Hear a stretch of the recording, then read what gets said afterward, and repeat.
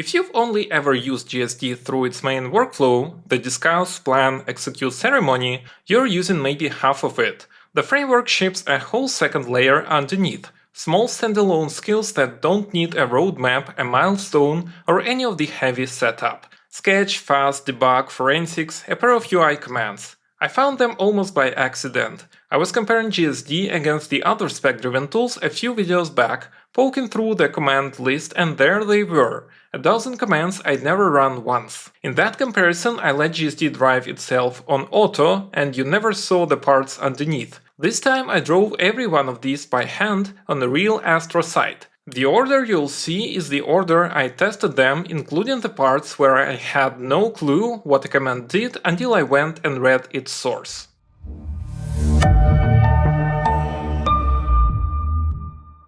A quick thing first, because the naming is a moving target. The repo has been renamed again. Get Shit Done Redux is GSD core on GitHub now, and at the rate this stuff changes, it may not be the last name either.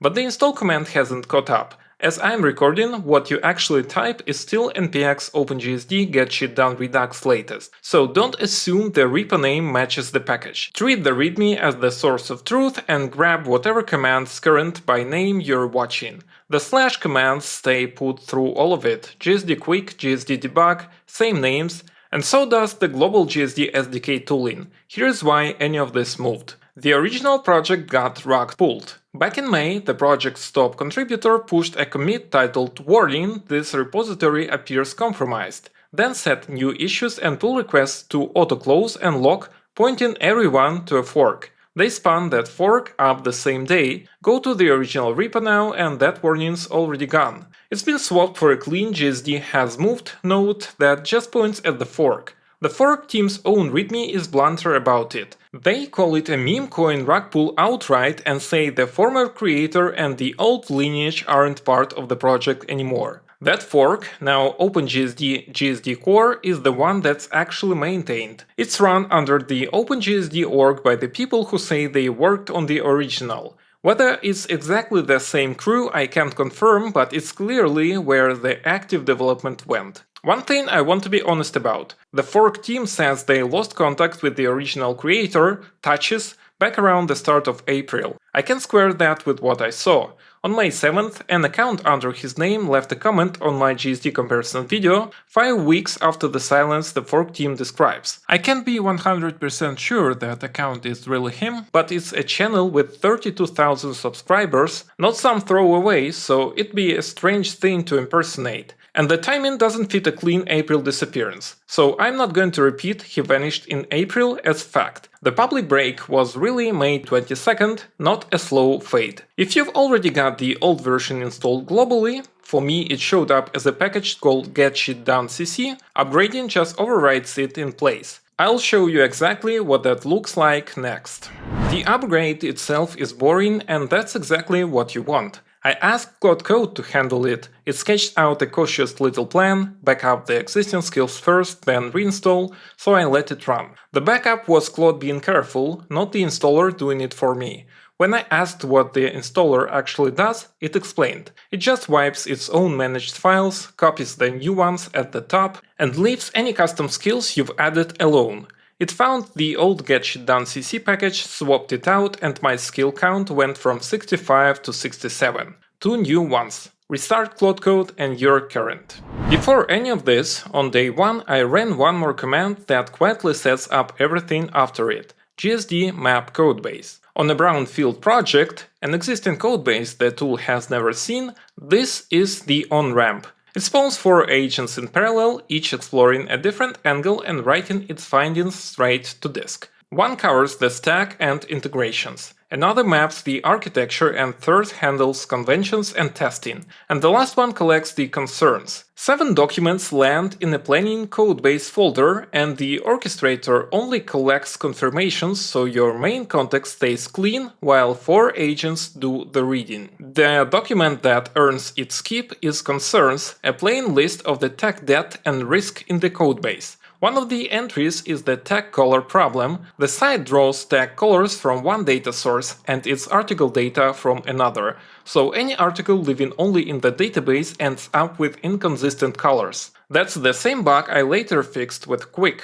I'd probably mentioned the color issue to the model at some point, so I won't claim it discovered it cold, but the value holds either way. The concern gets written to disk where the next command can read it instead of relying on me to remember. The first skill I'd already been leaning on is gsd-quick.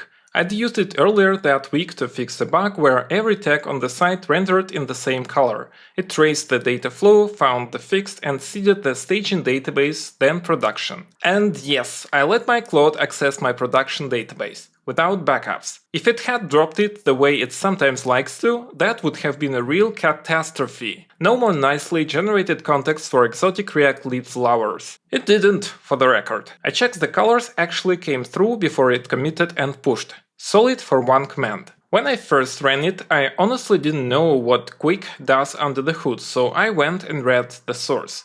So here's what's going on under the hood. By default, it runs lean, just a planner in quick mode and an executor.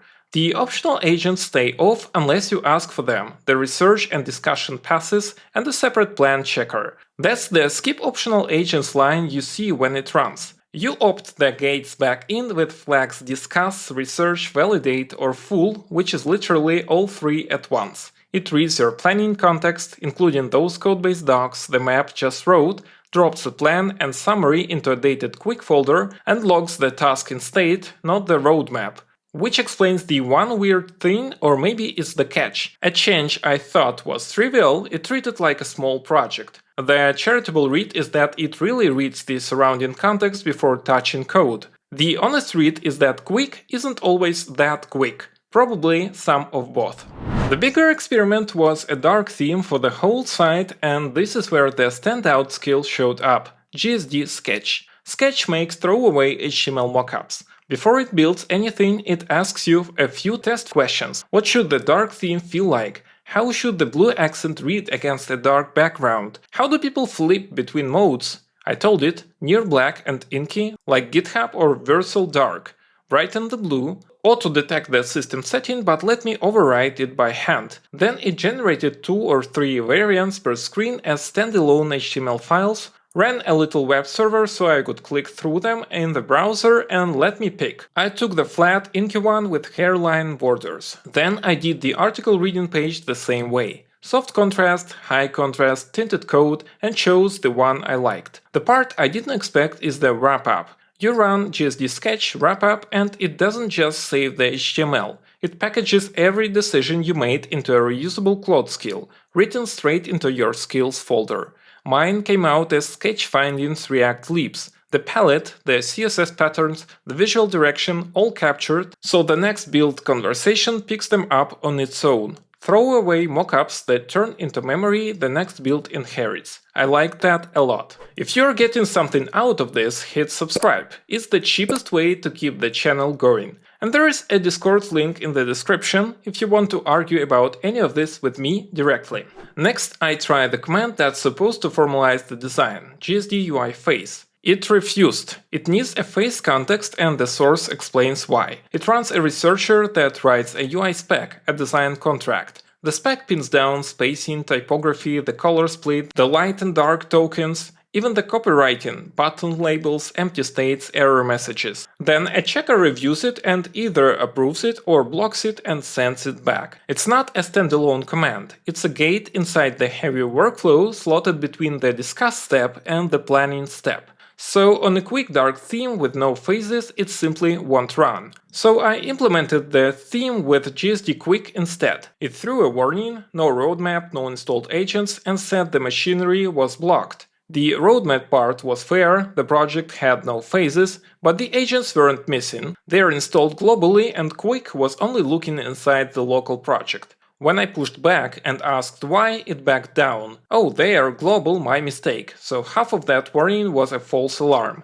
I told it to go anyway and it did. It put the whole recolor into one central CSS block instead of touching component markup, made 3 commits and checked the page with a C URL. Then the honest part. It was very confident and it was also wrong in places. The dark theme still rendered white in spots. The logo had black lettering and vanished on the dark background, so I inverted it in Photoshop.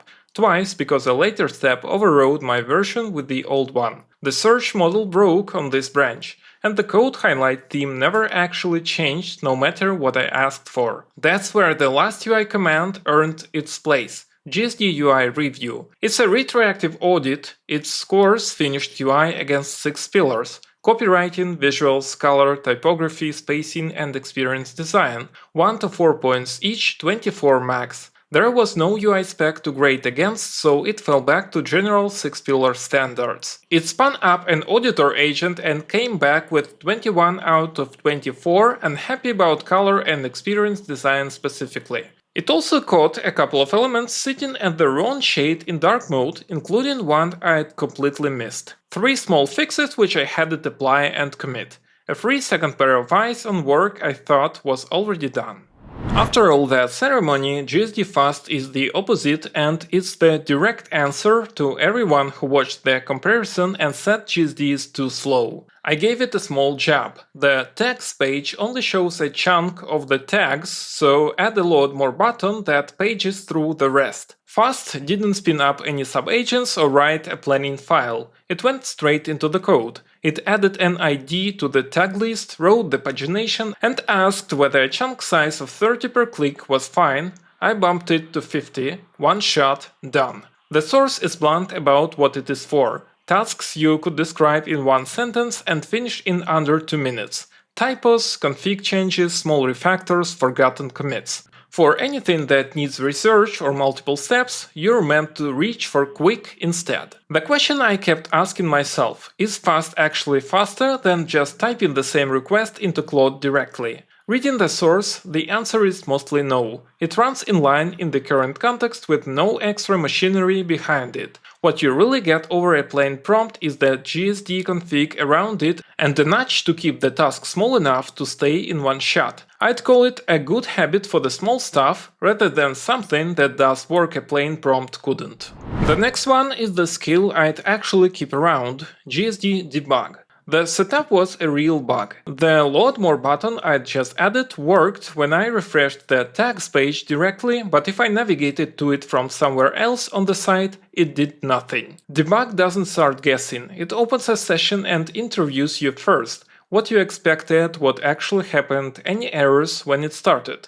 Then it works the scientific way. It writes down a hypothesis, a test for it and what the result would mean, and keeps all of that on disk as it goes. Under the hood it's 2 agents, one managing the session and the checkpoints, the other doing the actual investigating. The root cause it found was a good one. The load more logic lived in a top-level script that only runs on a full-page load. The site uses Astro client-side router, which swaps in a fresh DOM when you navigate without rerunning that script, so the button lost its handler. It moved the binding into a function that reruns on navigation, and that was the fix. The part worth knowing. The whole session is saved as a file under planning debug, with the current hypothesis and the next step written down. You can run clear, wipe the context completely, come back later, and it picks up exactly where it left off. The debugging state lives on disk, not in the chat. The last skill I tried is the one I had the least luck with, and I'll be honest about that. gsd-forensics. Forensics is a read-only post-mortem. When a workflow crashes or gets abandoned and you don't know where it went wrong, you point it at the wreckage and it goes digging. Through Git history, the planning folder, the files on disk. It's hunting for the usual failure shapes, a loop that got stuck, an output that never got written, a run that died halfway. It writes a report, strips out any secrets, and never touches your code. My test. I ran the site's article pipeline to publish 3 new articles. It wasn't clean. The build didn't seem to register and the articles reported as generated but never showed up in production. So I pointed forensics at it and asked why. It wrote a long detailed report and concluded it wasn't the bug I'd assumed, it was caching. The articles had been live in the database the whole time, a lone cache was just serving the old page. So the dramatic bug turned out to be a cache I'd forgotten existed. Not a great demo honestly, but it shows the shape of the thing. When you are staring at a mess with no idea where to start, forensics gives you a place to begin. One footnote, Opus 4.8 had launched only hours earlier, and mid-session I hit a hard API error about thinking blocks. Pure bleeding edge tags, and it's already patched in Claude Code 2.1.156. So that's the tour. No grand verdict this time, just a set of skills I didn't know were there. Here's where I landed. The main GSD workflow, the full discuss plan execute pipeline, is thorough but heavy and slow. These skills aren't. Sketch, fast debug, forensics, the UI audit, each one stands on its own.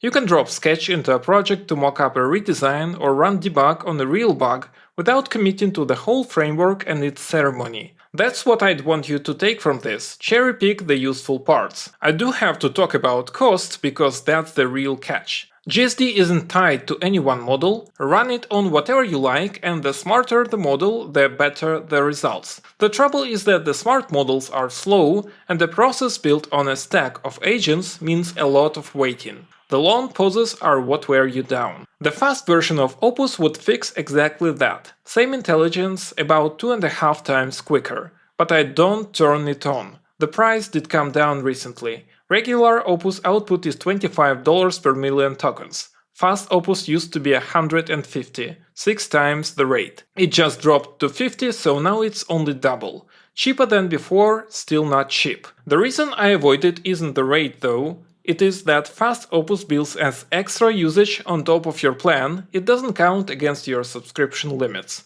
If it did count against the limits, I'd seriously consider turning it on. On the $200 plan, you already get 20 times the usage, so the headroom is there. But as an extra charge on top, I don't. I keep saying it. Maybe one day. The skills themselves, though, are good to have. The framework ships them, they mostly do what they promise. Sketch and debug especially, and now you know they are there. Thanks for watching and hope you picked up something new today. As for the cat, she remains thoroughly unimpressed that it took 4 parallel agents to find the bug she'd have ignored anyway.